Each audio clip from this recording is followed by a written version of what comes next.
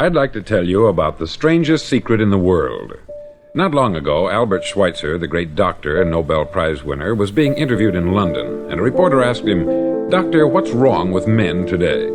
The great doctor was silent a moment, and then he said, "Men simply don't think."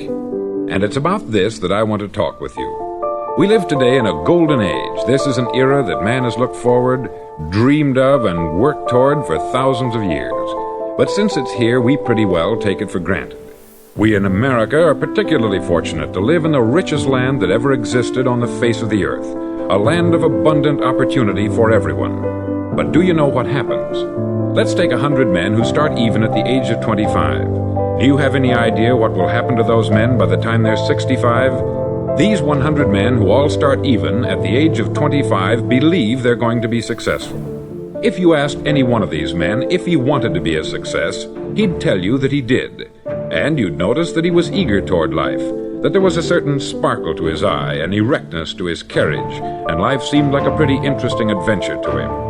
But by the time they're 65, 1 will be rich, 4 will be financially independent, 5 will still be working, 54 will be broke. Now think a moment. Out of the 100, only 5 make the grade. Why do so many fail? What has happened to the sparkle that was there when they were 25? What's become of the dreams, the hopes, the plans? And why is there such a large disparity between what these men intended to do and what they actually accomplished? When we say about 5% achieve success, we have to define success. And here's the definition. Success is the progressive realization of a worthy ideal. If a man is working toward a predetermined goal and knows where he's going, that man is a success. If he's not doing that, he's a failure. Success is the progressive realization of a worthy ideal. Rollo May, the distinguished psychiatrist, wrote a wonderful book called Man's Search for Himself. And in this book he says, the opposite of courage in our society is not cowardice, it is conformity. And there you have the trouble today. It's conformity. People acting like everyone else, without knowing why, without knowing where they're going. Now think of it. In America right now, there are over 14 million people 65 years of age and over, and about 13 million of these 14 million are broke. They're dependent on someone else for life's necessities. Now, we learn to read by the time we're 7. We learn to make a living by the time we're 25. Usually, by that time, we're not only making a living, we're supporting a family. And yet, by the time we're 65, we haven't learned how to become financially independent in the richest land that has ever been known. Why? We conform. And the trouble is that we're acting like the wrong percentage group, the 95% who don't succeed. Now, why do these people conform? Well, they don't know, really. These people believe that their lives are shaped by circumstances, by things that happen to them, by exterior forces. They're outer-directed people. A survey was made one time that covered a lot of men, working men, and these men were asked this question: why do you work? Why do you get up in the morning? 19 out of 20 had no idea.